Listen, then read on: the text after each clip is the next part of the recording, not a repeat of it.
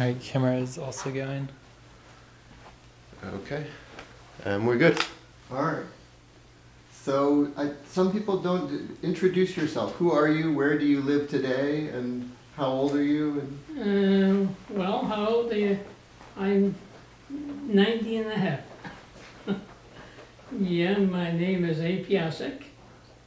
I was born in Poland in 1928. And I came to the United States in 1947. And how did that happen? That's that's a really long story, and a good one. After the war, but during the war was bad.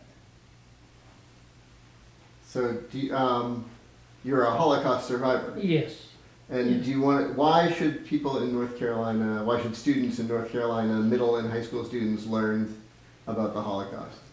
So it would not repeat itself again. It's a possibility it could happen. And so my being here and talk to the students of North Carolina, they should be aware of what happened.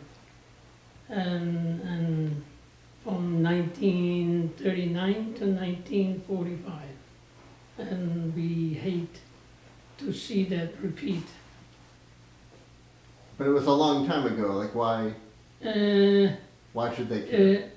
They should be aware what did they happen. I don't think the majority of the students know what really happened. So I'm really pleased to be here and tell them how it was as a 11-year-old kid taken away from my family and never seen them again. I really don't know what happened to them. Nobody knows. Most likely they went to two camps in Treblinka in Poland or to Majdanek. And anybody who went there, never, maybe 1% came out alive. So most likely, right now the Red Cross is looking into it, but so far I didn't hear anything from him. So can you set us up? It's 1939 and the Germans have just invaded your home country of Poland. Can you start telling the story Well, from there a little bit? yes. When I was 11 years old, they invaded Poland. They came towards Warsaw, and when they came to my town, they were shooting at the Polish soldiers. But the Polish soldiers escaped and they blew up the bridge. So they couldn't go over with heavy artillery. So they stood in front of the bivouac that stood in front of my house. They would no animosity yet. And we went out and we followed them. My father became familiar with a couple officers and they helped us. And and was no food, so they brought food to the house. These are the German soldiers. Yeah, that's the German soldiers, the Wehrmacht. Yeah, there were no SS, as far as I know, was no SS yet. And they helped us get some food. They were very, very nice. They were staying in my house, and my mother was making food, and they were eating at the table. Only the two officers. Can you describe, when you say they were staying in your house, I think, how big was your house and what were the sleeping conditions like? Oh, the sleeping conditions for those two was on the floor with straw. And we had straw beds. So we were sleeping in the beds, and they were sleeping with the straw on the floor. It was better than to be sleeping outside in the tent. So they were nice. I remember remember they had a few drinks. I don't know where they got it, but I imagine my father got it someplace. And they were very happy until they went away. And when the bridge was finished, they disappeared. But before they disappeared, they brought us more food. And then all of a sudden the SS came in overnight.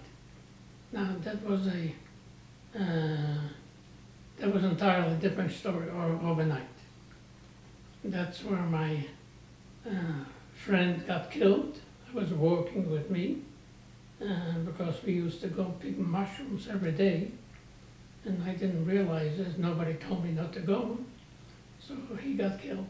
Can you, let's back up and tell that story again. So it's your mother.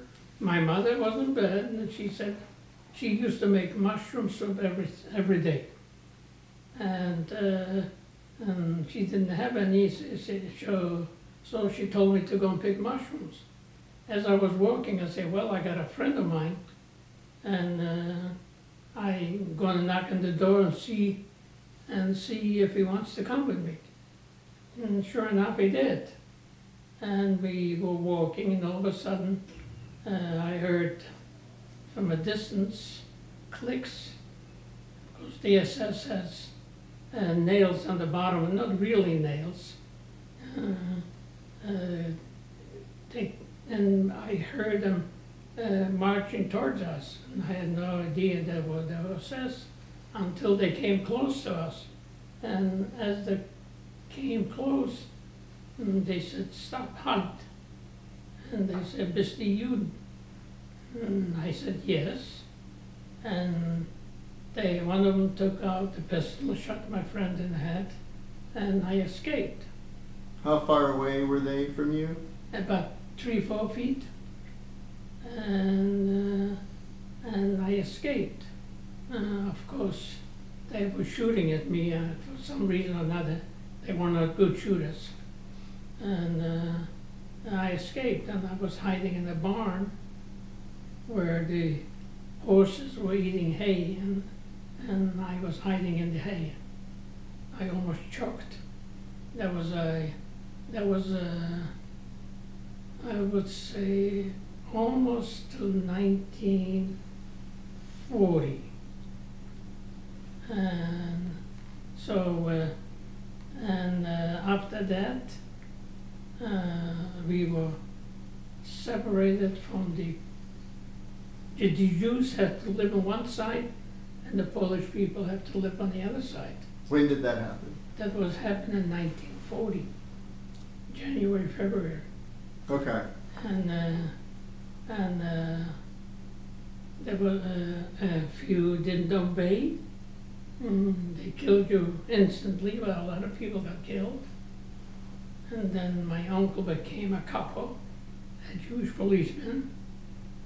And I showed you the picture, didn't I? Yeah. From my uncle. Yeah, and from then on, we were afraid to do anything until one day, that was in 1940. I gotta stop you there for one yeah. sec. Are we good here? Yeah, I was just double checking. Yeah. Okay. Yep. How How are you doing? Good, I think. Okay. Yeah. So, do you mind telling the story again? Because it made it sound like you were in the hay for months. Switch cameras. Let's go. Can you tell that part again, where you are in the hay, and then they waited and they were looking for you, and then we'll splice that.